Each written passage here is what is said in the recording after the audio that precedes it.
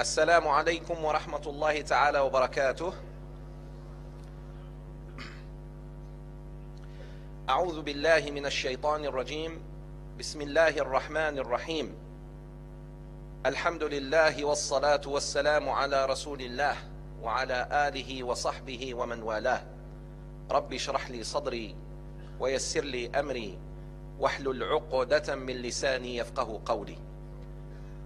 Respected brothers and sisters in Islam, our honorable guest Sheikh Hamza Yusuf, ladies and gentlemen, it is our honor to welcome you all and welcome Sheikh Hamza Yusuf and his wife to Malaysia, the land of beauty, the land of peace, and the land of spirituality.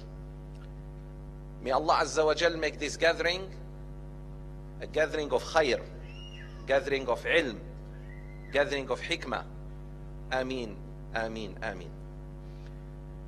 I would like to say a few things before I call upon our dear beloved Sheikh Hamza Yusuf to deliver his speech about the devil's trap. Allah Azza wa Jal says in the Holy Quran, إِنَّ الشَّيْطَانَ لَكُمْ عَدُوٌ فَاتَّخِذُوهُ عَدُوًا. Indeed, the shaitan is an enemy for you, therefore consider him as an enemy. This is what the Almighty Allah Azza wa Jal tells us, we the children of Adam. The mission of the shaitan in this life is to make sure that all of the children of Adam go with him to Jahannam, wal-iyadhu billah. But Allah Azza wa Jal said to him, لَيْسَ لَكَ عَلَى, you don't have any sultan over those who are mukhlasin. May Allah make us among al-ibad al-mukhlasin, those who always repent to Allah Azza wa Jal and have sincerity in their hearts. Nur ala Nur Academy, Nur Inai Bookstore, and An-Naqi, as well as so many other organizations, have worked diligently to organize this beautiful gathering with Masjid Wilaya.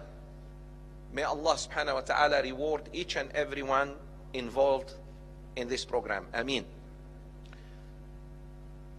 An-Naqi for Islamic Solutions is an organization that mainly deals with solutions in the Islamic finance. But with the help of Allah Azza wa Jal, we're trying to expand beyond Islamic finance to social aspects, educational and intellectual aspects especially, as well as other aspects inshallah. So please do visit the website www.annaqi.com. Also in cooperation with Nur ala Nur Academy, which is an academy that is specific and quite unique, as I said 2 days ago. It is quite unique because we do offer Islamic sciences, teaching of the Quran in English language. Why English language? Because simply it is a spoken language for many Malaysians and many expatriates, and we need to reach these people, inshallah. So please also visit www.nuralanuracademy.com and visit us also in our academy. Jazakumullahu khairan. May Allah bless each and every one of us. Without further ado, I would like to call upon our dear beloved Sheikh Hamza Yusuf to speak to us about the devil's trap. Assalamu alaikum wa rahmatullahi ta'ala wa barakatuh.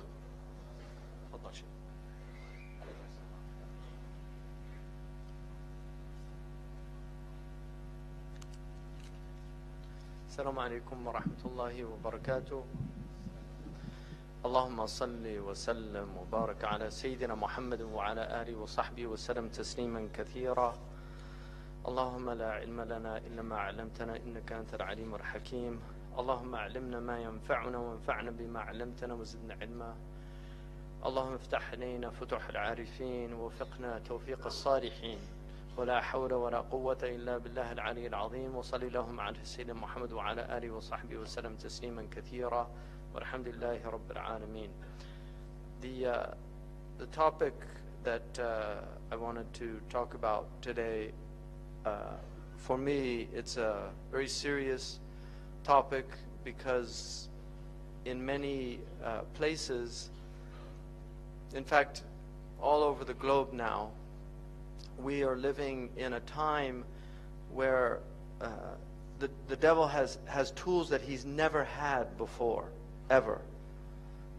For the first time in human history, you can backbite when you're alone because you have a cell phone and you can just call somebody up and start backbite. It used to be if you were alone, you couldn't backbite or do namima or do these things. But now you can backbite on your chat room. You could text and backbite. And the Prophet ﷺ talked about the dangers of ghiba, because much of what goes on now on the internet is really ghiba. When you leave somebody puts something up on the internet, and then all these people have to say these terrible things about them, whether they deserve them or not. They just feel compelled to, and it's all done with anonymity because they're cowards. People won't come and say to your face, but they're cowards. So they'll do it with anonymity, but the angels know who they are. You can be Killer 23 on the internet, but the angels know that you're Abdullah, the son of Abdullah, and they'll write that down. So you can't get away with it. There's no anonymity in the unseen world. The other aspect is the television and films and music. One of the interesting things about Islam is the tension that the ulama had with music. Nobody can make a blanket statement that it's mujma' alayh. If you read Shawkani and Nail al-Awtar, he has a section on this and talks about the khilaf that existed about music. Imam al-Ghazali, Abdul Ghani al-Nablusi, and other great scholars have sections about sama', which is a sacred type of music that they thought was a good thing and permissible. But the ulama were very wary of music because they understood how powerful music is and how seductive it is and the effects that it has on the soul. This actually goes back to the ancient Greeks. Plato in the Republic, Socrates is the voice that he uses, but Plato in the Republic actually outlaws certain types of music in the Republic because they were so harmful to the soul. And ethos theory is the theory of the effect that music has. In fact, Al-Farabi, who wrote Kitab Al-Musiqa Al-Kabir, the big book of music, which I have in my library, it's a huge book, very heavy. It's one of the earliest works, serious works on the science of music. Al-Farabi was known for being able to make people laugh, cry, become sleepy, or become excited based on maqams that he would play on the oud. He could literally make people cry. And this is well recorded. And this is what you find when people go to concerts.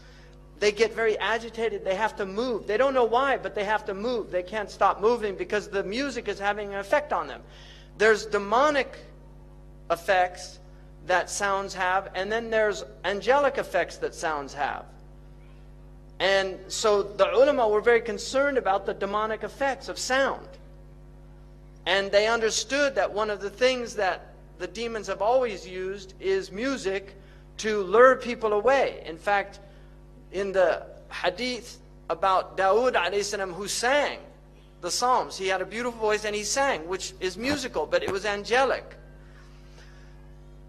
Shaitan got a little band together and he put it on the side of the road, and the people on their way to hear Dawood would stop and listen to the band of Shaitan, and they would forget about Dawood. And so this was the tension that the ulama had, and it's very important that that tension exists, because nobody can make a blanket statement that music is entirely haram, and nobody can make a blanket statement that it's halal. And so that tension is there so that Muslims never go too far into that thing. Because now you see in the West, people listen to music all the time. They're always plugged in. They get in their car, they turn on the music. They walk, they put in their earphones, and they listen to their music. And people have long playlists. They spend a lot of money on these things. And so they're lost. They don't have free time to think anymore, because their lives are filled with sound. So the demons have immense tools that they've never had before, and they're using them very effectively. And we're, unfortunately, the people of haqq, are not using them effectively at all. And Allah says, عَاقِبُوا بِمِثْلِ مَا عُقِبْتُمْ بِهِ. Fight with the tools that you're being fought with. The jihad of this age is between the ears. The jihad of this age is between the ears. Because this is the battlefield, is the mind of human beings, and by extension, the heart. So what I want to begin with a hadith which is muttafaqun alayh in the mustalah of the people of hadith. It means that both Imam al-Bukhari and Imam Muslim relate this hadith in their books. They relate it in a section called Bab al-Fitan. The fitna in Arabic is a very intriguing word, because one of the meanings of it is intriguing, right? In other words, it pulls you in. So a fitna, the Arabs, I don't know why, but the Arabs call some of their daughters, they call them fatina, which means she's a fitna. She's somebody that causes fitna, right? In other words, she's attractive or seductive. You're attracted to her. So fitna is something attractive about it. People like fitna. I'll give you an example. You have Muslims that don't do anything. They sit around, they watch TV, maybe they go to the masjid. But when a fitna happens, suddenly they become so active. And they're on the phone, and we have to do something about this. And they really get active, because fitna excites people. There's something compelling about it. And this is why in the Sahih al-Bukhari, when fitna happened, one of the greats, and this is the beauty of the Sahaba, because they were one of the many beautiful things about them. They knew that the Prophet ﷺ loved poetry. The Prophet loved good poetry. He particularly liked Ibn Abi Sult, who was one of the spiritual poets of the Jahili Arabs. He liked Labid and others. And in al-Bukhari, he quotes a poet. The Prophet himself never used poetry himself, but he listened to it, and he enjoyed listening to it at times. And he said, "Inna min ash-shi'ri la hikmah." In shi'r is wisdom.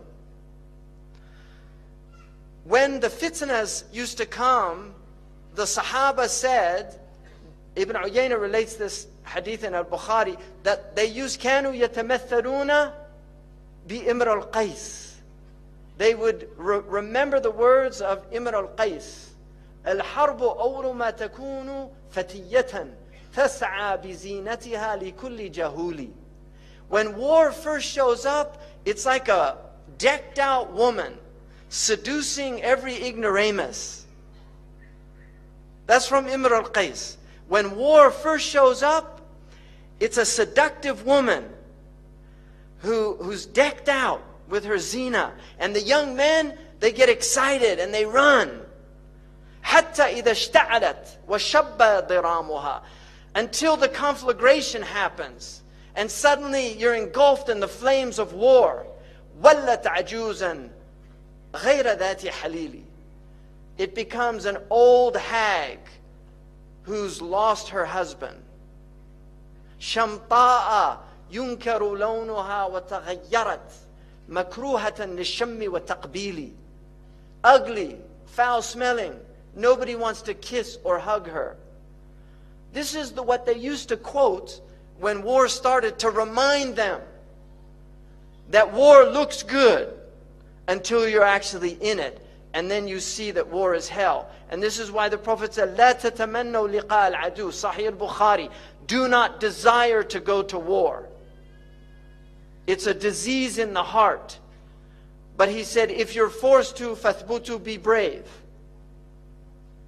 But it should not, it's a sickness in the heart to want to go and kill other people.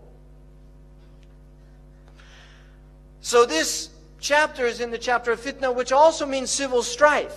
الْفِتْنَةُ أَشَدُّ مِنَ الْقَتْلِ. Fitna is worse than killing. Here it means persecution. So it can mean persecution. It can mean civil strife. Like when you have civil wars, is called fitna. It can also mean confusion. So it has many meanings. But all of our muhaddithun had a chapter called Bab al-Fitan. In the Bab al-Fitan, it's muttafaqun alayh, tu'rad al-fitanu ala al-qulubi kal-hasir. The end of time won't come until the fitan are shown to the hearts like a mat. Udan, udan. Vertical and horizontal. And I'll get into this later, but I want to start with this. فَأَيُّ قَلْبٍ أُشْرِبَهَا, any heart that drinks it in. But the Prophet ﷺ used, if the Sahaba got it right, sometimes they didn't, but if the Sahaba got it right, the Prophet ﷺ used a passive form. It's called mabni lil majhul. Ushribaha. The heart is passively taking in these fitan. Then he said, nukita fihi nuktatun sauda. A black dot will appear in the heart. This is spiritual. It's a metaphysical meaning. If you open the heart, you're not going to see a black dot. But there, in the spiritual realm, in the unseen realm, a black dot appears. And then he said, وَأَيُّ قَلْبٍ أَنْكَرَهَا نُكِتَ فِيهِ نُكْتَةٌ بَيْضَاءٌ. And any heart that rejects it, a white dot will emerge in the heart. In other words, the beginning of spiritual growth. So the other one is the beginning of darkness, of demonic growth. And then this one is the beginning of spiritual growth. And then he said, حَتَّى تَصِيرَ الْقُلُوبُ عَلَى قَلْبَيْنِ. Until the hearts are two types only. And then he said, على أبيض مثل الصفاء. A white heart that's like pure water. It's pure. فلا تضره فتنة ما دامت السماوات والأرض. The fitna won't harm it as long as the heavens and the earth are there.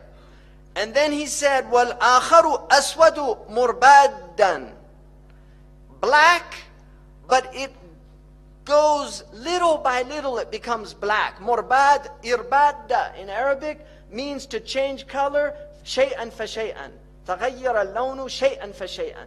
It means to change over time. And this is important, because this is how the darkness gets in the heart, and it grows until it's completely black. Kalkuz mujakhiyan, like a container that can't carry anything, everything spills out. In other words, goodness spills out of it. It won't contain anything. And then he said, لا يعرف معروفا, it won't know what's good, ولا ينكر منكرا إلا ما أشرب من هواه. It won't know good and it won't reject evil. So it won't recognize good and it won't reject evil. It becomes relativistic, nihilistic. Everything is relative. It takes in everything. إِلَّا مَا أُشْرِبَ مِنْ هَوَاهُ. It only sees what it has passively taken from its hawa. And so what I want to do, Bismillah ar-Rahman ar-Rahim. This is called the devil's traps. And I want to look at these things. Every Muslim begins by reciting the Quran, أعوذ بالله من الشيطان الرجيم. Why would you begin that when you recite the Quran? Because the Quran, you will go astray with the Quran if the devil is influencing you. You will go astray with the Quran if the devil is influencing you. Every sect in Islam, went astray based on verses in the Quran that they misinterpreted. There is no sect in the history of Islam that didn't use the Quran as proofs for its deviation. And this is because Shaitan, Ahmad Zarruq, in his Qawa'id says, no haqiqah, no reality comes into the world except it's met with its opposite. Some demonic opposite of that thing. So marriage comes into the world, it's met with zina. Clarity of mind comes into the world, it's met with confusion. And then he said, or if that doesn't work, then to pervert the reality and deviate the reality from its intended purpose. Allah subhanahu wa ta'ala says, Ya ayyuhalladhina amanu, la tattabi'u khutuwat ash-shaytan, or khatawat ash-shaytan. Don't follow the progress of shaitan. You see, shaitan will lead you by istidraj. He will take you step by step. This is the irbad, that you go shay'an fa shay'an. He doesn't come with all his khubth all at once. He comes slowly. I once asked my father, do you think people sign a devil's contract with a piece of paper? He said, no, it's a long series of negotiations. You compromise your values, like George Bernard Shaw, when they say that he met a woman and he asked if she would go back to his hotel with him for £1 million, £1 million. And she said yes. And then he said, what about 20 quid? And she slapped him and said, what kind of woman do you think I am? He said, we've already determined that, now we're haggling. Once you compromise your principles, then that's it. So you just do it slowly. The first time you don't take a bribe, but then you start thinking about it. I could use that money. Then the next time the bribe's offered, you take it. This is how it works. So Allah says, don't follow the khutawat al-shaytan. وَمَنْ يَتِّبِعْ خُطَوَاتِ الشَّيْطَانِ فَإِنَّهُ يَأْمُرُ بِالْفَحْشَاءِ.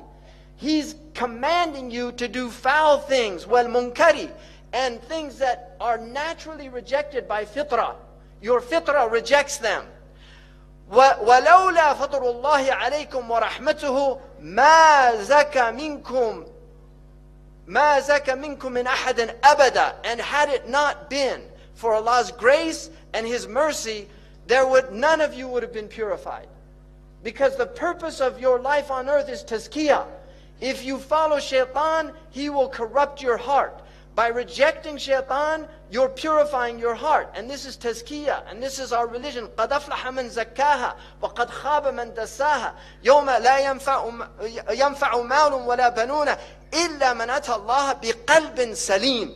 On that day, nothing will avail the human being. No benefit except the one that comes with a pure heart, with a sound heart, with a wholesome heart. So this is what shaitan wants to do.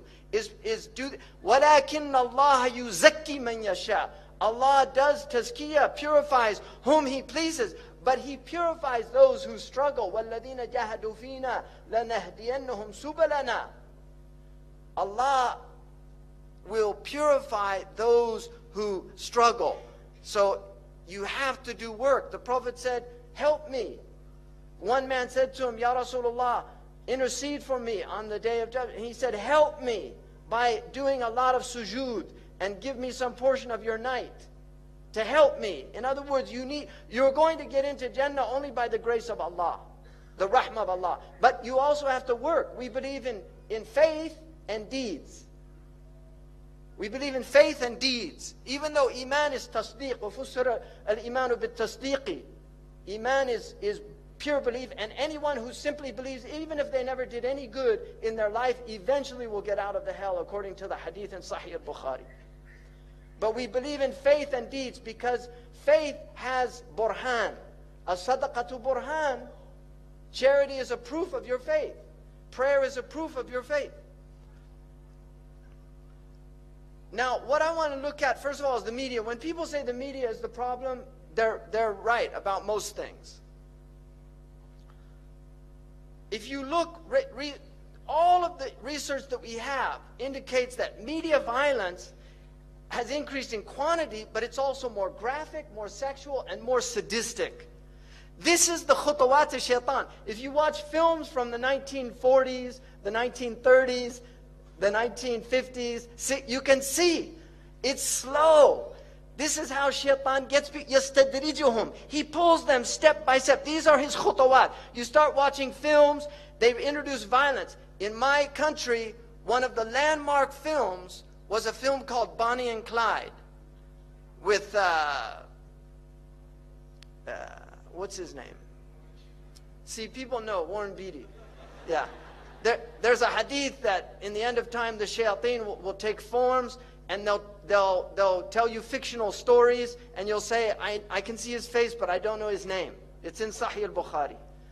And there's a website of actors. The website is called, You Know Their Faces, but Can't Remember Their Names. That's a hadith. It's amazing. Sadaqa Rasulullah sallallahu alayhi wa sallam. So that film was a major change in America in cinematography, because before that, graphic violence was not permitted. But this film showed blood, gore. Now that film looks tame compared to what they have out. These are the khutawat of shaitan. And shaitan wants violence and sex are his two, these are because they're very powerful for the human psyche. And these are the two ways that he can really corrupt the heart. This is from the United States, so I'm using statistics from the US, but it's all coming to you, unfortunately. So 80% of R-rated movies, right? 70% of restricted video games, and 100% of music with explicit content, warning labels, were being marketed to children under 17. So they know what they're doing. These are the minions of shaitan, whether they're conscious of it or not. وَلَكِنَّهُمْ لَا يَشْعُرُونَ. They're unconscious. If you say, لَا تُفْسِدُوا فِي الْأَرْضِ قَالُوا إِنَّمَا نَحْنُ مُصْلِحُونَ. We believe in freedom of speech. We believe in artistic expression. We're not sowing corruption. No, they're the corruptors. أَلَا إِنَّهُمْ هُمُ الْمُفْسِدُونَ. But they're unaware. So many of them are literally minions. By the time the average child in the United States is 18 years old, they will have seen 200,000 acts of violence and 16,000 murders. What do you think this is doing to the psyche? Why do you think America is such a violent country? Seriously, there are other reasons. This is one of the reasons. We have a history of violence in the United States. But our children have been programmed to be violent. Media violence is especially damaging to young children under 8 because they cannot easily tell the difference between real life and fantasy. The American Pediatric Association warns that children should not see any television now. This is a protocol from a few years back. They shouldn't see any television before the age of 3 because of the effects they know that it has. That was actually a compromise because the evidence shows that they really shouldn't be seeing any television while their brains are developing. But these are compromises because the television industry is so powerful. And if you don't think industry has an effect on medicine, just look at the food pyramid. Because the food pyramid in the United States was changed because of the dairy and meat lobbies. Because they warned people about dairy and meat. So they got it changed. So industry, medicine is in service of industry. It's not medicine in service of humanity. It serves industry. They know Scientific America proved that television is a low-grade addiction. People become addicted to television. It's like tea, you know. I mean, I always say, what's the problem with tea? I don't feel addicted. I've given it up so many times, right? So those low-grade addictions are real. Tea is a low-grade addiction, but as an inveterate tea drinker, I can tell you it is very hard to give up tea. I was corrupted by the English because I lived in England, and every day they would have tea. I started having tea. Before I knew it, I go back to America where they don't drink tea, they drink coffee, but I wanted tea, right?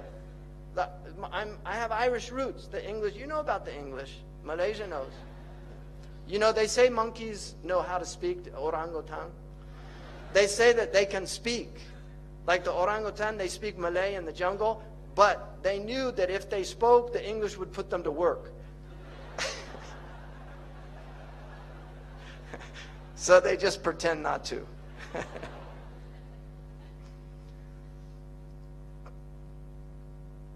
So, TV and film. You have so much children's violence. This is a cartoon for children. You know, this is traumatic for kids. Trust me. I have a person I know who was a child psychiatrist, and he told me he had so many children that had Disney film trauma. Every single Disney film has a dead mother or a mother who dies in the film. Why do they do that? It's traumatic. They know what they're doing. Disney is an evil empire. And this is not a joke. Disney is an evil empire. And why does Disney spread this global message out to turn little girls into princesses? We don't want, all you need is one princess in a country. Or maybe, okay, you have 9 sultanates, so you have to have more. But you don't want a lot of princesses in a country. You want women that will serve, that will work, that will do things. They don't expect everybody to do it for them. And I know the sultanas here serve and do things. That's true. But the Disney princess is served. And all the children are little warriors. So they have this violent attitude in their film. I mean, look at this. It's just unbelievable.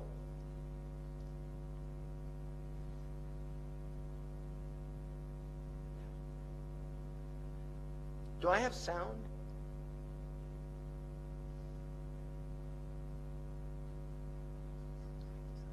I put it up. Where's the sound?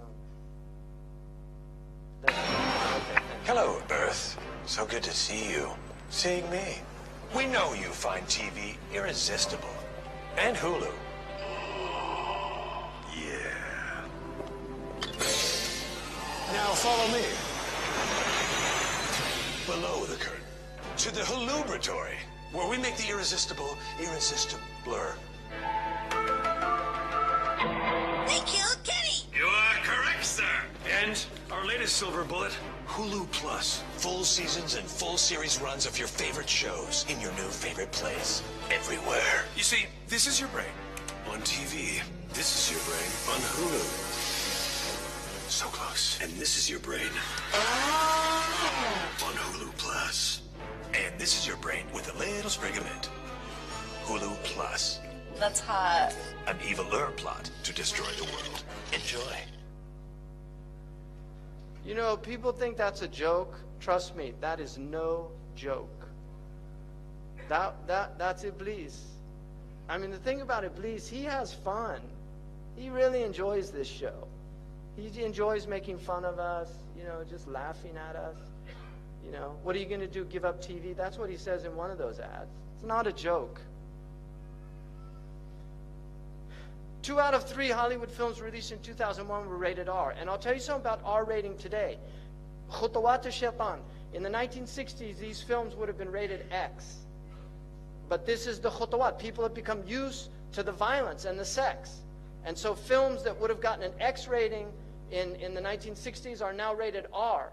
And now PG-13 is what used to have an R rating.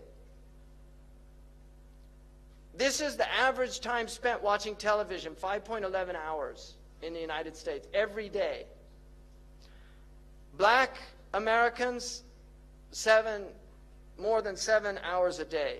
White, 5. Hispanic, 4.35 because they're out working, right? And then the Asians, 3.14 because their tiger moms won't let them watch TV. 99% of households that possess at least one TV. My wife can testify this. I once got a call by one of these people doing a survey, and he said, how many TVs do you have in the house? And I said, I don't have any. He said, come on. I said, I don't have any. He said, none? I said, I don't have a TV. And then he said, I've been doing this for a long time. I've never, ever had a call where they didn't have a TV. So that was kind of a 2.4 TV sets in the average U.S. household, right? Because some have 5, some have 1 in every room. 56% of Americans who pay for cable TV. 49% say they watch too much TV. Amazing.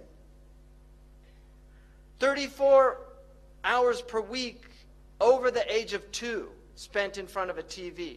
24 hours per week, 2 to 11 spent watching TV.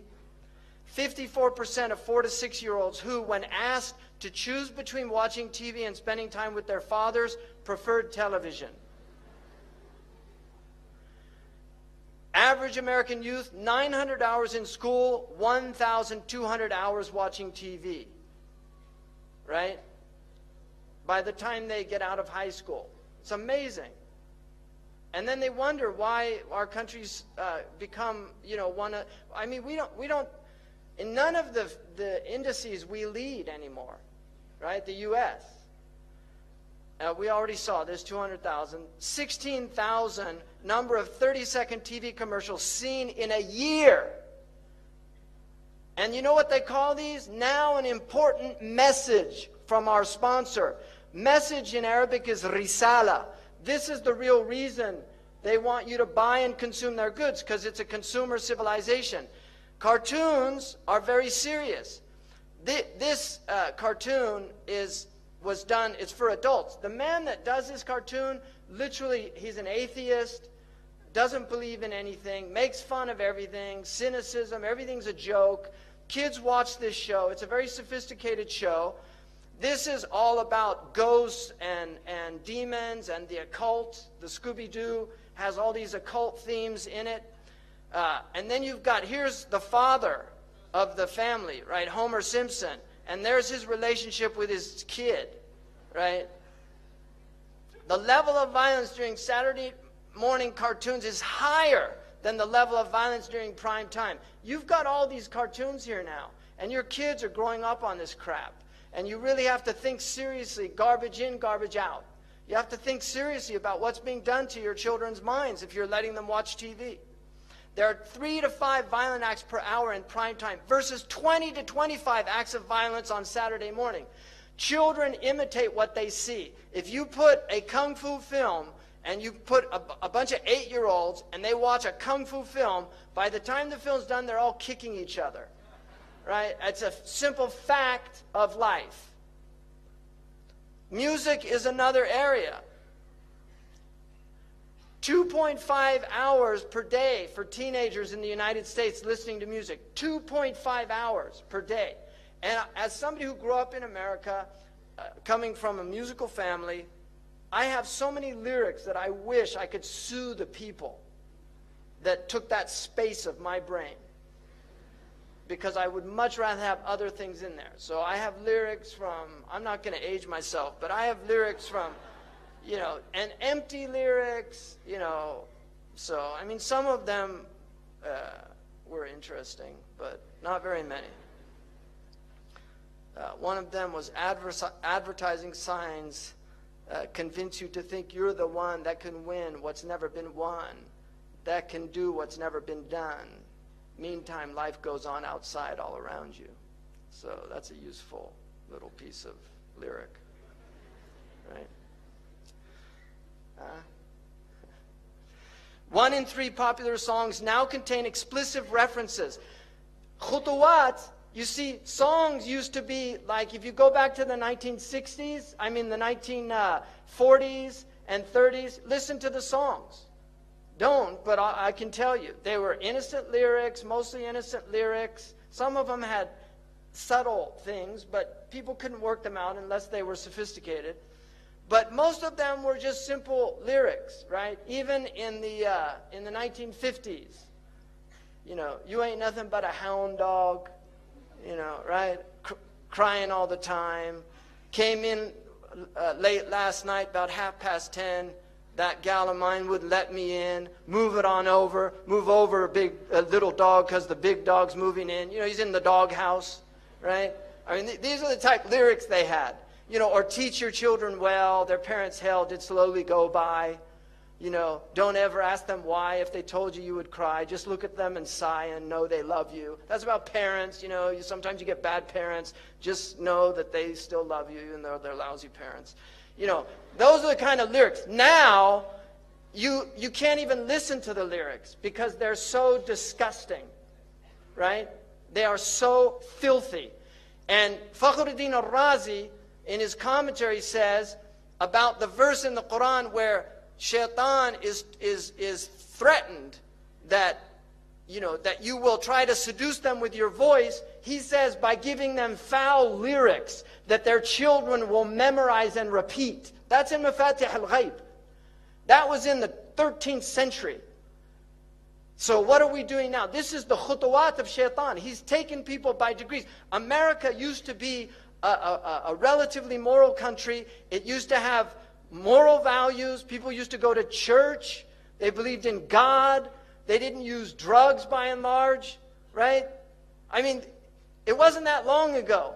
Now you go there and 1 out of every 4 women has a venereal disease they can't get rid of. I'm not making this up. You can see the CDC research on this. Right? HPV virus, it's a major problem in the United States, causing cervical cancer, genital warts. These are real problems. And now they're promoting sexual behaviors that are pathogenic. They're promoting pathogenic behaviors that, you know, in America, you have all these advertising against saturated fats.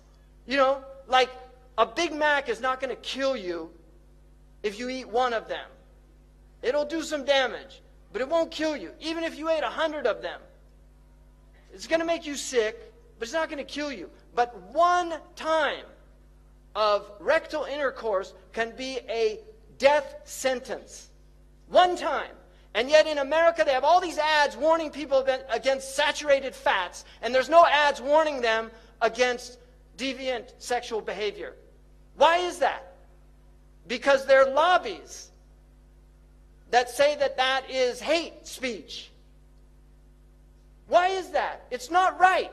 You should warn young people that you can get a venereal disease that you'll never get rid of. And as somebody who worked as an RN, I worked 2 years with a gastroenterologist. I saw firsthand the effects of rectal intercourse. And this is why it's prohibited for males on males or males on females. It's haram in our religion.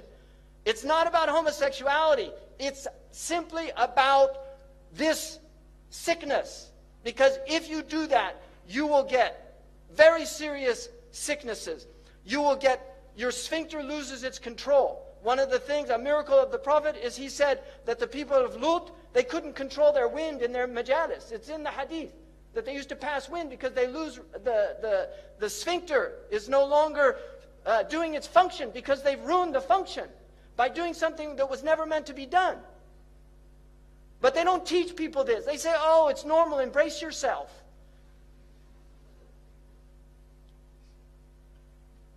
The number of times an adolescent is exposed to explicit substance references, 35 per hour. They're listening to 2.5 hours a day, 35 per hour, 84 per day, 591 per week, being told about alcohol and drugs in these lyrics. These are the khutuwat of shaitan. A long way from Puff the Magic Dragon, which they said was a 1950s song that was really about smoking marijuana. You know, Puff the Magic Dragon, live by the sea, right? 30,700 a year. References to drug or alcohol in songs. Pop, 9%. Rock, 14%. Hip-hop, R&B hip-hop, 20%. Country, 36%. Rap, 77%. And we've got all these kids listening to rap. Now,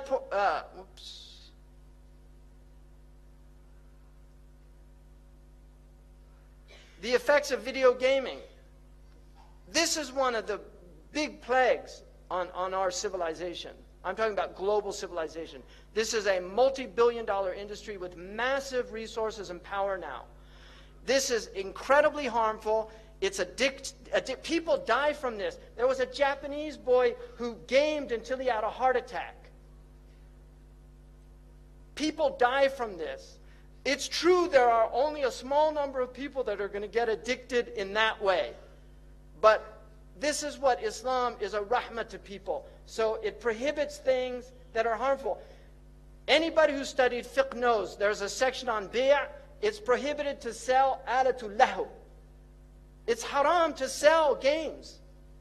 You can make your own games, you know, like play games, children play games, rocks and stones. Little kids, they don't care what you give them.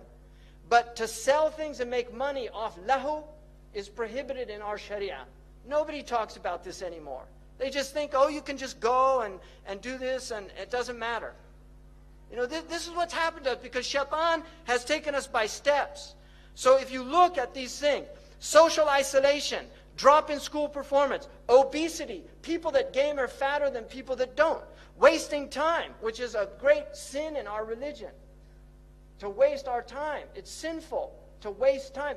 Omar said, akrahu an ara ahadukum sabahlala. I hate to see one of you wasting his time.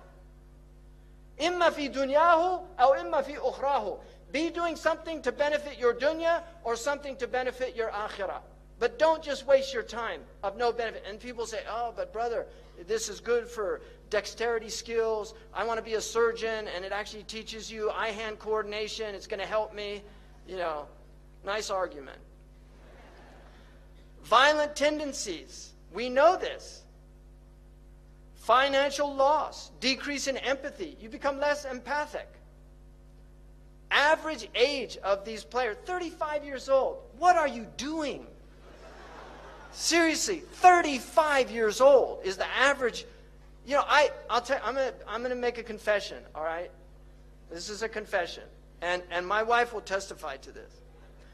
When I first got back to the United States, when I left, there were no computers. When I got back after 10 years being overseas, there were computers. All right? I actually met my wife. She taught me how to use the computer. So that's how I met. So I owe computers to that. So, but there was a game called Tetris. And I had never done this before. So I started playing it. And it was really interesting. And I was, oh, okay. And I worked it out. And I don't even know how long I played it for. When I finished, I turned away and I was seeing those images come down. I never did it again. And my wife would testify, I don't play any of those games. I've never played any of those games. I am against those games. They're evil games. And I really encourage you just to give them up and utilize your time. Learn a language. Go talk to the Orang Asli about Islam. You know, go clean up. Get like volunteer groups that do litter pickup on your streets. You know, seriously, go do something useful. Go work out. You know, keep your body healthy. Go play soccer. Go visit your grandmother. Go to a hospital and visit people that aren't getting people visiting them. Do something useful, but don't waste your time doing this. 49% are 18 to 49-year-olds. 25% less than 18-year-old. 26% are over 50 years old. So this is ammat al-balwa. Look at the physical fight. Gamers, 40% of females have been in a physical fight in America, 51% of males. Look at the non-gamers, 14% as opposed to 28%. You know, and they'll say, oh, but you can't prove any correlation, right? You can't prove it.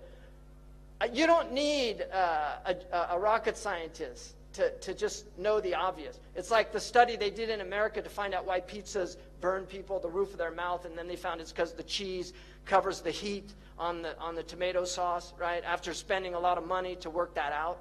You know, I mean, this is the kind of stupidity right? Poor grades. Females, almost 40%, 35% of the males, as opposed to 20% and 23%. No relationship, though, no correlation, can't prove it. Damaged property, 15% of the gamers, 23%. This is people going out and damaging property. In other words, delinquency. 5% of females, 10% of males, which is still high, I think. 89% of top-selling video games contain violent content. Half of it is of a serious nature. highly criticized video game, Grand Theft Auto, which was actually developed by some criminals. They were real criminals, drug dealers. They came up with this idea. You get points by killing policemen. And then they wonder why all these, violence towards police, right? And then the police react.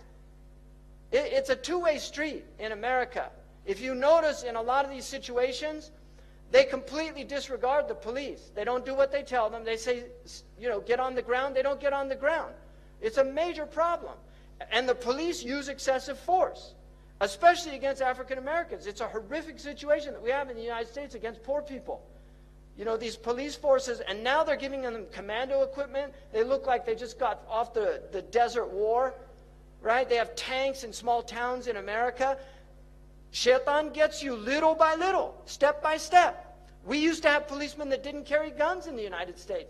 England used to have policemen, they didn't carry guns. They called them bobbies. You asked them a question. Right? Now they have Uzis or whatever they're using. They don't use Uzi. I don't know what their gun is, what their weapon of mass destruction of choice is in England. The game grossed $300 million in the United States by the end of 2002. Now we're in the billions. It was banned in Australia. Good for them. Good for the Aussies. Look at this industry. He takes you by steps. I mean, look, you're looking, this is 2008. It was almost $12 billion. It's a lot of power. When you have that kind of money, you can buy judges, you can lobby people, you can do immense things. This is the world that we live in now that's been created. Just watch this scene. This is a game. This is a game that people play.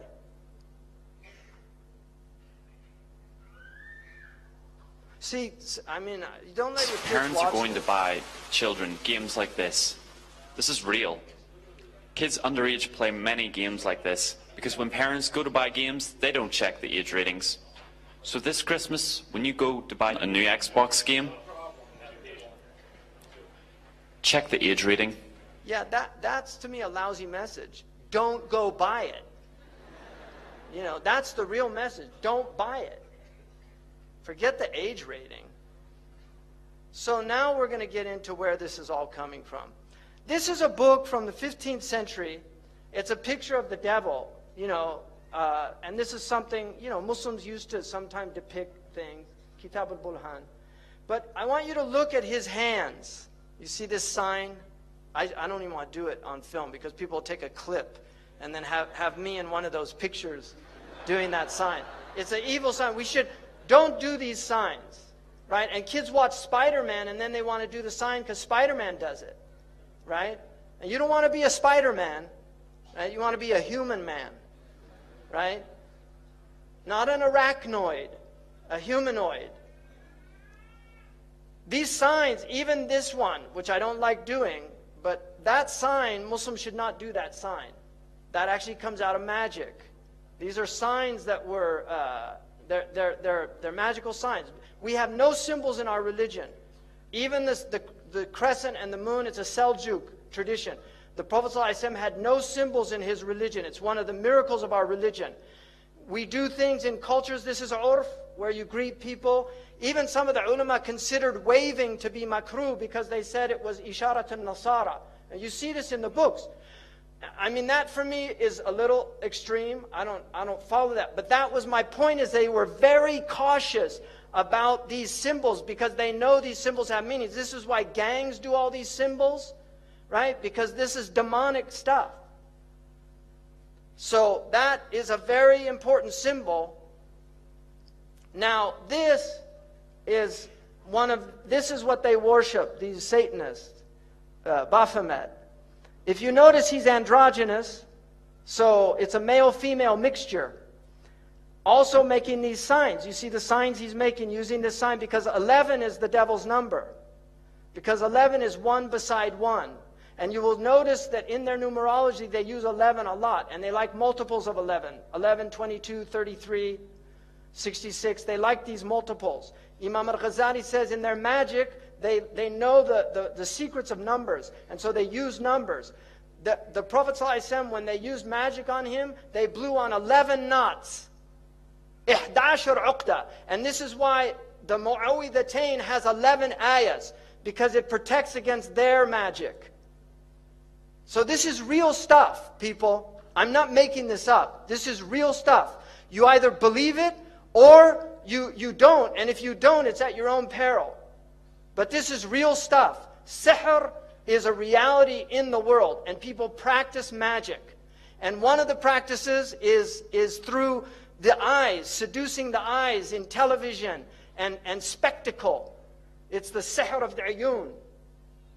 You can see Madonna imitating here Baphomet, right? Because she's one of them, and she's a numerologist. She is a numerologist. She practices numerology. This is Lady Gaga, that everybody's gaga about. People tell me, you know, oh, you've got a lot of followers on your Twitter or something like that. I don't even know. I did Twitter one time and regretted it. But people say, and I said, to me that means nothing. Lady Gaga's got tens of millions of followers. So the devil has plenty of followers on Twitter. It means nothing. We want to be on the account with God, right? We want to have the angels following us, pleased with us, happy about what we're doing. Now, Maleficent, you could see Disney, they used to have films where the witch was evil, and now they entice them. This is the fitna. They make a beautiful, see, they used to make them old hags. If you see the old film, the witch was old hag, but we get them by degrees. Now they take somebody that many people consider a very beautiful woman, and they put her in Baphomet's mask, and then it becomes seductive. He takes people by degrees. I mean, what is this? Why are they doing this? Why are you wearing horns? We're human beings. We're not demons. And then you can see these signs. Why do they use these symbols? Now this man over here, LaVey,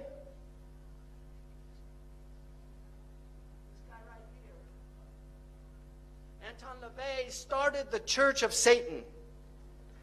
He wrote a Satanic Bible, and he explained that symbol that they're all doing, that you saw on that Muslim graphic of the devil, that symbol, he said, was a curse symbol of devils. That's the way they put curses on people. Right? And you've got people at rock concerts, they're all doing it, thinking it's cool. Marilyn Manson was a follower of Anton LaVey. He has tens of thousands of people go to his rock concerts. He has them openly denounce God. Openly. He says, I want you all to reject God tonight. And they all do it.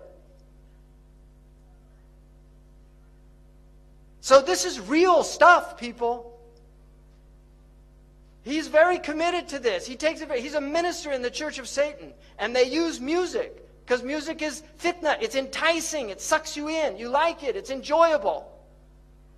This is what he looked like when he was a little kid. And this is one of their symbols also. They use astrological symbols. This is him on stage. This was a cover of the Beatles because John Lennon was heavily involved in magic.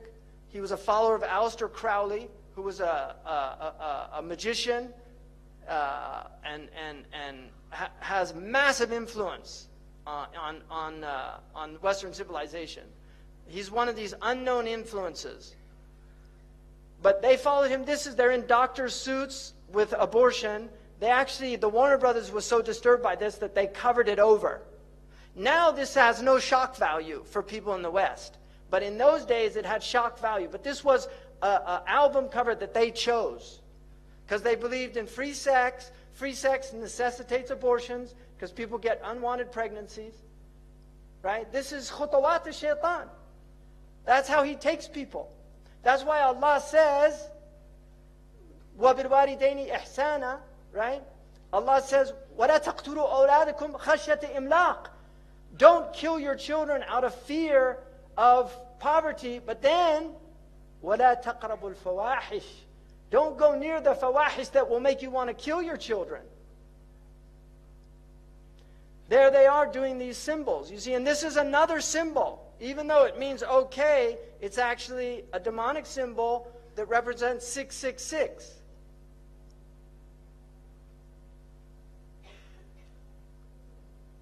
There you can see in the background doing the symbol, the Masonic hand.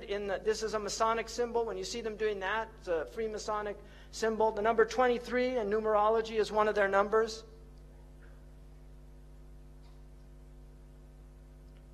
Now look at this young girl, mashallah. So wholesome, this Disney girl, right? Look at her, just wholesome Disney girl, country singer, right? Hannah Montana. If you notice, they use also backwards. It's haram to recite the Quran backwards. This is well known because in magic they recite things backwards. Aleister Crowley taught them to learn how to talk backwards. John Lennon actually knew how to speak backwards. There's recordings of him speaking backwards. And they do backmasking on their albums where they actually play things in reverse. Led Zeppelin, followers of Aleister Crowley, did this on one of their albums. So you're getting literally magical messages. Hannah can be spelled either way, forward and backward. Hannah, right? Oprah, what's her production company's name? Harpo. So when you see these backward things, you know you're dealing with people that are into this magic. Now here's Miley, right? I mean, it's unbelievable. And this with her little horn hair, right? What is this? She had millions of followers of little kids in America, and this is what she turned into. And if you look, you see, where did she get that? Kali, a demon from the Hindu tradition of destruction, because this is a destroyer of the innocence of youth. She has literally, she's possessed by Kali. And she couldn't stop putting her tongue out. She was even asked, why do you do that? She said, I feel compelled to do it. Because this is who's really moving things around. Kali, a demon. And we believe in demonic possession, people. One direction. Let's go crazy, crazy, crazy till we see the sun. I know we only met. I mean, look at this. I only know we only met, but let's pretend it's love. And never, never, never stop for anyone, meaning your parents or God. Whoa, whoa, whoa, whoa, whoa. That should be whoa, like slow down. But it's not. It's tonight, let's get some. Okay, and most of you, I don't know if you have these idioms in Malay English, but in American English, that is a very clear idiom about... I don't think I need to say anymore. So let's pretend it's love. In other words, it's lust, but let's pretend it's love. And just get some. This is promoting free sexuality. And don't think that they put that Muslim in there by accident or because he was talented. They knew exactly what they were doing. Zayn Malik is a minion of these people. This is a simple fact and a reality. And I'll say it openly and publicly. This is being live streamed. People can make fun of me. They can laugh at me. They can think I'm crazy. They said the same thing about the Prophet ﷺ, so I'm not ashamed of being called Majnoon. If they could say it about the best of creation, then who am I to reject that honorific title from the people it comes from?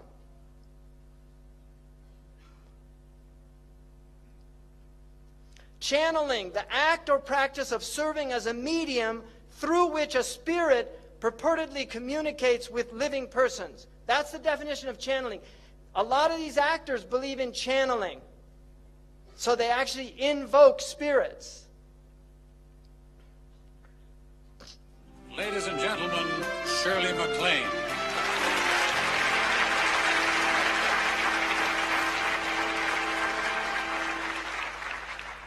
When people ask me, who is my role model in this business, I say you, Jack.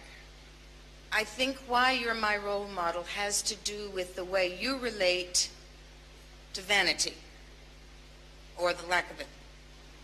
I mean, I have to tell you, I just adore the fact that you don't care how you look. I adore how you commit to the part. You don't care about your little bald spots. You don't care about your stomach. Remember that wonderful stomach.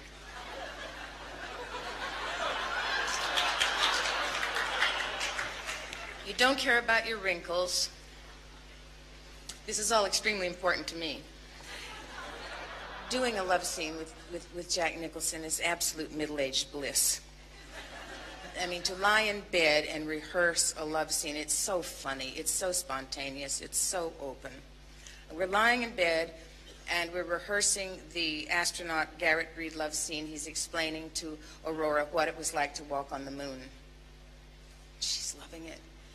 And then we launched into the first take, and two voices came out of you. Do you remember this? Two voices, and they were simultaneous words, but they were two levels of sound. And I looked over at you. You were amazed. I was amazed, and you said, "Well, sure, Cheryl, I'm many different people."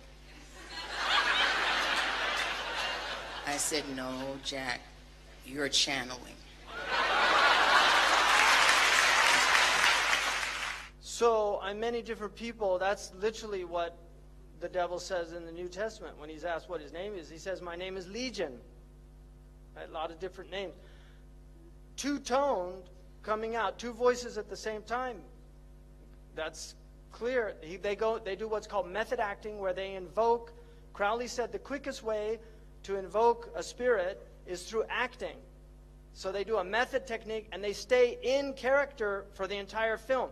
Jack Nicholson, in some films, scared people because he would play psychopaths. And he would stay in character even when the filming wasn't being filmed. And it was like he was possessed, because that's what they do. Heath Ledger, who played the Joker, and that had previously been played by Jack Nicholson. When he was killed, they told Jack Nicholson and asked him what he thought. He said, "I warned him about that role." That's what he had to say. So this is Anton LaVey. The birth of TV was a magical event foreshadowing its satanic significance. TV's infiltration has been so gradual. You see, khutuwat, it goes slowly, so gradual, so complete that no one even noticed. So people, 50 years ago, you couldn't have shown the violence. It's gradual, but now it's happened. People say, "What happened?" It was slow. It took time. Shaitan has till Yawm al-Qiyamah. Anzirni. Give me time. And Allah said, "You have till Yawm al-Qiyamah." And He said, "I'm going to get them all. I'll get them all." He has time. He's slow. He works slow. He works at you slowly. Shaitan takes his time. People don't need to go to church anymore. They get their morality plays from television and the movies. That's what teaches them morality. Many of you already read my writings indicating that TV is the new God. There is a little thing I neglected to mention up till now. Television is the major mainstream infiltration for the new satanic religion. Anton LaVey wrote this. Now, this is a man who had several actors and actresses that were his followers. They were literally his followers. So he's not talking as some kind of marginalized. This is somebody who had influence in Hollywood. And one of his followers had a heavy influence on many of the major directors in the United States. Dajjalic culture. Inni la'undirukumu. I'm going to warn you about the Dajjal. وَمَا مِن نَبِيٍّ إِلَّا وَقَدْ أَنذَرَهُ قَوْمَهُ. No prophet except he warned his people. وَلَكِنِّي سَأَقُولُ لَكُمْ فِيهِ قَوْلًا. I'm going to tell you something. لَمْ يَقُلْهُ نَبِيٌّ لِقَوْمِهِ. No prophet said it before him. إِنَّهُ أَعْوَرٌ. He has one eye. وَإِنَّ اللَّهَ لَيْسَ بِأَعْوَرٌ. He doesn't have one eye. You're God. This God has one eye. Why is there so much one-eye symbolism amongst these entertainers? Have you ever seen anybody when you take a picture and he says, "Hold on, hold on"? I've never seen any normal person do that. Why do they do this? Because this is their religion. They worship the one-eyed God. Horus, he's called in Crowley's mythology. Why are they preparing our children for one-eyed characters? Why? Why? The minions. They're actually called the minions in this film. Why are they doing this? Why do they all do these one eyes? What's going on? Why are all their symbols with one eye? What's happening? And then the pyramid, because they believe in a pharaonic structure. They believe in an elite, and then everybody else, the masses that just follow them and do what they tell them. And this is Crowley doing the 11. That's the 11. And there's one of his minions saying, do what thou wilt. Because that was Crowley brought a book that he said was given to him by a spirit in Egypt. And it's called the Book of the Law. And he said the only law is do whatever you want. There's no more rules. And this has always been what the elite have done. Now they're letting the masses have the law of the elite. This is what the elite have done. They don't believe in morality. And this is the occultic nature. This is what the Hashashin, they didn't believe in morality. They had 9 degrees. When you got to the highest degree, they told you the Sharia is a myth in order to keep people in control. Religion is just a control mechanism. They don't believe in religion. They just use it to control the masses. But now, it's end game. Shaitan's coming out. So, we don't need religion anymore. Why do they call this Dark Messiah? This is a game. And why does Dark Messiah, which is Messiah, it's the Messiah al-Muzlim, why does this Dark Messiah have one eye? Who's inspiring them? They might not know what they're doing, but Shaitan is inspiring them to do this because he's preparing people. And if you look at the dress, people used to dress modestly. All of the actors are cross-dressers now. They put them in, and the Prophet said, don't dress, men should not dress like men, like women, and women should not dress like men. He said that you don't do that. Men should dress like men and women like women because we believe in essences. There's a female essence and a male. They don't. They believe in androgyny. That everybody's male, female, we're mixed and you should explore all aspects of your personality. This is what they believe. And so they have cross-dressers, right? And these are the minions that they have that carry on this work. This is one of the most destructive aspects that Shaitan now has. This destroys families. It destroys your heart. It will put out your inner eye. You will not be able to have any spiritual experiences. Your heart will become like that mujakhiyan, what the Prophet ﷺ said, a vessel that can't carry any good. إِلَّا مَا أُشْهِرِبَ مِنْ هَوَاهُ. Because this is all hawa. And porne in Greek means prostitute. One of the tribulations is the faces of prostitutes. People, that Allah, there are people that are punished by giving them the tribulation of looking at the faces of prostitutes. And this is basically, anybody who's in these films is a prostitute. Male or female, they're selling their bodies. Look at the stats, people. Look at the Muslim countries. This is the searches per capita. Look what's happening to us. And then you're wondering why we're being, why this punishment is coming down on us. What's happening to our people? How has Shaitan been able to do this? Because we forgot. We left all the protection. We left the awrad. We left the wird of the Quran. The ahraz that the Prophet gave us to say every morning and evening. We're supposed to say these things. There's evil in the world. You're supposed to seek protection from it. We're supposed to protect ourselves, guard our hearts. This thing is a precious thing. It was created to know Allah. It wasn't created for these things. And Islam is a pure religion. The Muslims that migrated out of India called it Pakistan. The land of purity. Muslims are supposed to be pak. They're supposed to be tayyib. The Prophet said, at-tayyibun the-tayyibat. This will corrupt the heart. It will make it aswad mirbad. Black.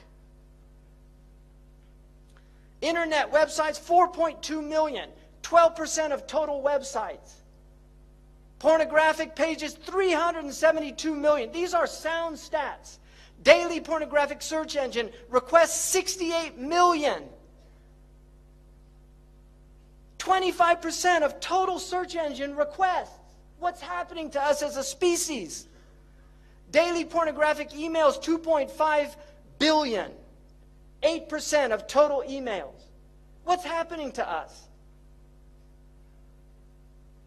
Food, junk food now, they know, they have proven. Junk food is addictive, and the more junk food you eat, the less inclined you are to eat healthy food. Any restaurant that you recognize the name, don't eat there. And I'm sorry for the people that have the McDonald's wakala in this country. I'm against fast food. Muslims have their own fast food, you know, like falafel and shawarma. We have our own fast foods. And you have the fast foods in Malay. Eat your own foods. Eat healthy food. Don't eat this junk food. This food is made in factories by chemists to get you addicted. They use rats and they see how much sugar and fat they need to put in. Just like tobacco. People get addicted to it. They can't stop.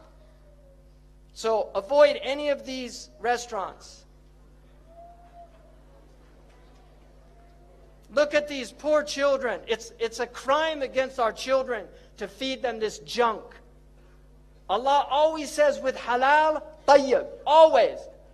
Now we know the meaning of that, because at the time of the Prophet, the food was pure. They interpreted it to be economic, to not buy it with haram money. But now we understand another dimension of it. And zaman yufassir al-Quran, like Ibn Umar said. Time is what interprets the Quran. Now we get to where we're at. Signs of the end of time. Ibn Mas'ud said, I said to the Prophet, هَلْ لِلسَّاعَةِ مِنْ عِلْمٍ تُعْرَفُ بِهِ? Does the hour have a knowledge that you can know it by? He said, Na'am ya Ibn Mas'ud. And this is a science that our ulama need to reestablish. Jibreel taught 4 things. There's not 3 aspects of Islam. There are 4. People say Islam, Iman, Ihsan. But Hadith Jibreel has alamat as-sa'. And Muslims have to know these signs, so they recognize them when they see them. And there are many signs. One of the signs, يَكُونَ الْوَلَدُ غَيْذًا. Children become filled with rage. وَأَنْ يَكُونَ الْمَطْرُ قَيْذًا. Rain becomes burning or acidic, acid rain. وَأَنْ تَفِيضَ الْأَشْرَارُ فَيْضًا. You'll see evil people spreading widely. يَا ابْنَ مَسْعُودٍ مِنْ عَلَامَ السَّاعَةِ وَأَشْرَاطِهَا أَنْ يُؤْتَمَنَ الْخَائِنِ وَأَنْ يُخَوِّنَ الْأَمِينَ. People will trust treacherous people, and they will consider trustworthy people treacherous. وَأَنْ يُصَدَّقَ الْكَاذِبُ وَأَنْ يُكَذِّبَ الصَّادِقُ. The truthful one will be called a liar, and the one telling a lie will be called truthful. These are signs. يا ابن مسعود إن من علام الساعة وأشراطها أن تواصل الأطباق وأن تقطع الأرحام. This to me is one of the clear prophetic miracles of the Prophet ﷺ. Because I believe that the atbaq, and you know in Algeria, what do they call the dish? Tabaq. They call the satellite dish in North Africa atbaq. And that is a correct ta'rib. In the East they call them suhoon or dishat. They call them suhoon, and that's an incorrect hadith, because a sahan is a flat dish. The tabaq is a concave dish. And so atbaq is the correct meaning.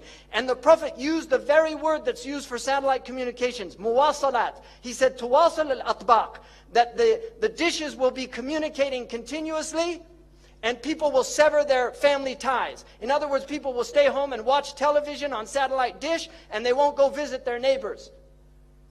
This is an amazing hadith to me.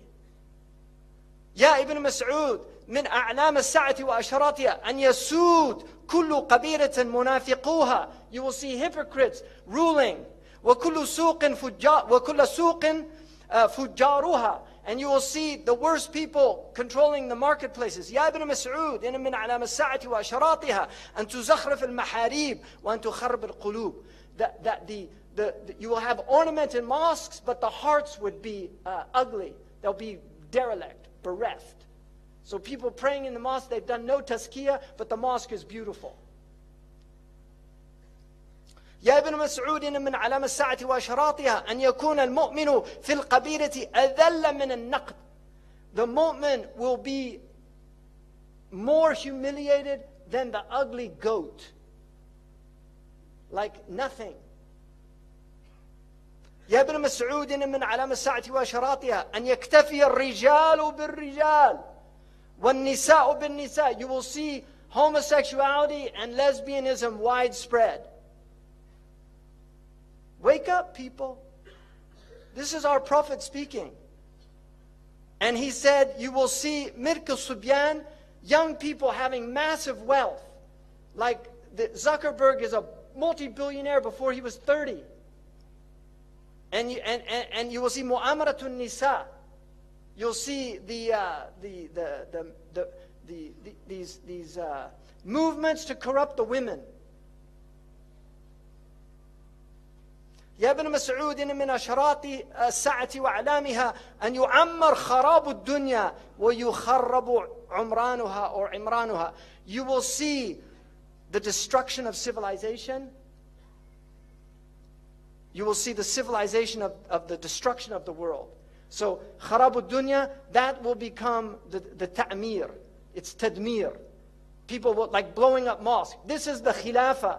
The Abbasids built those mosques, and now the new Khilafah, quote unquote, is blowing them up. So you're seeing the Umran of Kharab. This is their civilization. This is what they have to offer. And you will see the destruction of real civilization. يا ابن مسعود من علامة الساعة وأشراطها أن تظهر المعازف. That musical instruments will be widespread. And alcohol and drums. يا ابن مسعود إن من علامة الساعة وأشراط. He said that من أشارة الشرط, you'll see many police. And also الغمازون, اللمازون, people mocking and making fun. Now look at all the TV shows where they just mock people. يا ابن مسعود إن من علامة الساعة وأشراطها أن يكثر أولاد الزنا. You will see many children born out of wedlock. In my country now, over 50%. Amazing. تعرض الفتن على القلوب كالحصير. Now I want to interpret this hadith. Hasir is a mattress, or a mat. It's a matrix. It's like this. It has vertical and horizontal, and it's a mat. And the Prophet said that the fitan will be shown to the hearts like a mat. Udan udan. The oud is like one of the, it has two lines, a horizontal and vertical line. Any heart that drinks it will become white. I already did that. But if you look now, this is the TV set. You see, it's a hasir. This is the set. It's a hasir. It's a mat. And the Prophet said, the fitan will be shown to the hearts like a mat. Kal-hasir, udan, udan. You see, they have a ud. These are called idan. Any Arab would call that idan. And this is what the Prophet's like. I believe, this is my interpretation, but the al-lugha tahtamiluha. The Arabic language bears this meaning, and that's why I believe it's a valid interpretation. This is the ud, the idan of the television. And this is how shaitan is destroying the hearts, by showing them the fitan on these films and on TV over and over again until people just become accustomed to violence. It's a normal thing. They're not shocked by it anymore. قال رسول الله صلى الله عليه وسلم صنفان من أهل النار لم أرهما قوم معهم سياط كأذناب البقر. You will see people with whips like cow tails. يضربون بها الناس. They'll hit people with it. ونساء كاسيات عاريات. Women that were clothed and naked at the same time. مائلات. They'll sway in their walk. مميلات. And cause others to incline towards them. رؤوسهن كأسنمة البخت. Ya Allah, Sadaqa Rasulullah. He said their hair would be like the Bactrian camel's hair. This is not a camel the Arabs had. They came from Persia, so they saw them. They knew what they were. These people will not enter paradise. And here's the Bactrian camel. Wallahi, say Sadaqa Rasulullah sallallahu alayhi wa sallam.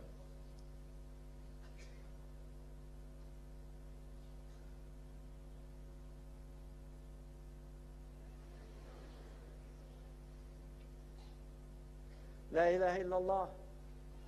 Allahumma salli ala Sayyidina Muhammad.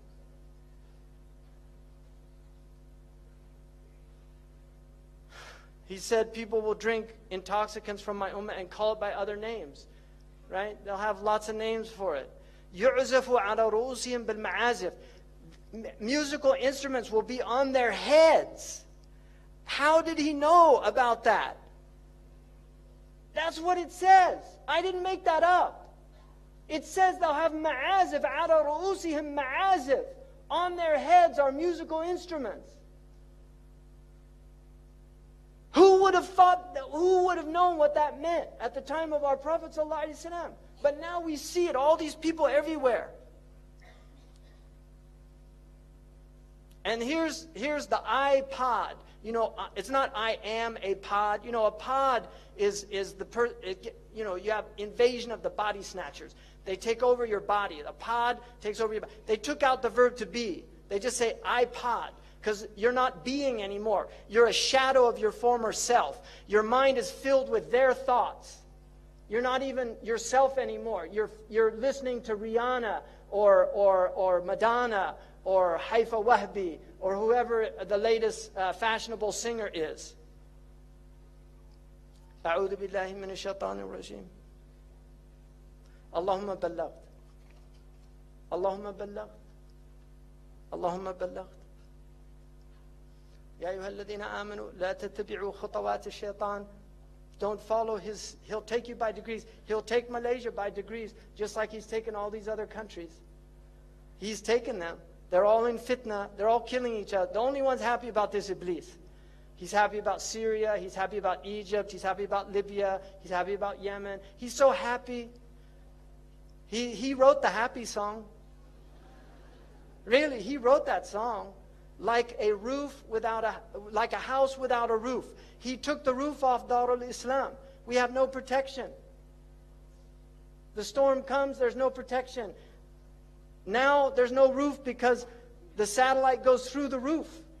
So it's beamed into your house. You don't have the protection of your home anymore. What did the Ashab al-Kahf do? They fled to the cave. Right? And that will protect you from the Dajjal. Be in your cave. Guard yourself against these things. Your home is Darul Islam. Guard your home. Protect your home. Don't invite shaitan in. Protect your children. They're pure. They're innocent. Look at them. They're beautiful. They're ready to learn La ilaha illallah Muhammad Rasulullah by fitrah. They'll believe what you tell them. But if you put them in front of these things, they'll stop believing.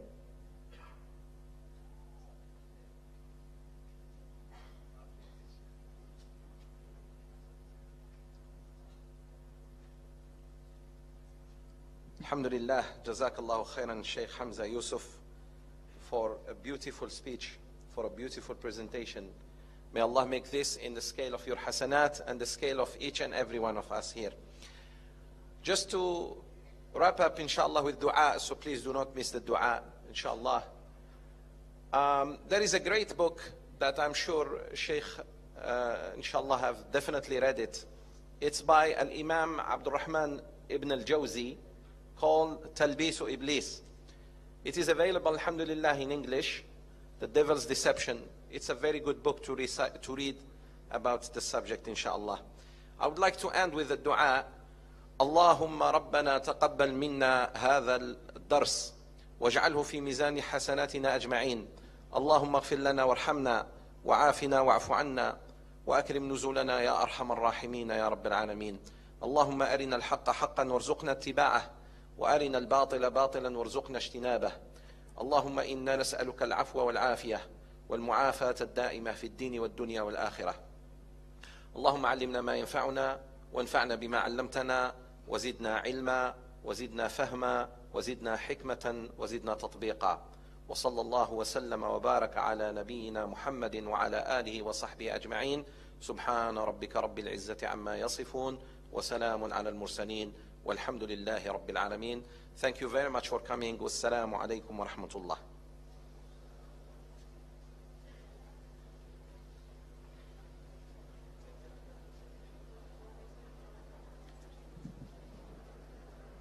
brothers and sisters, and with that we end the session this afternoon. I would like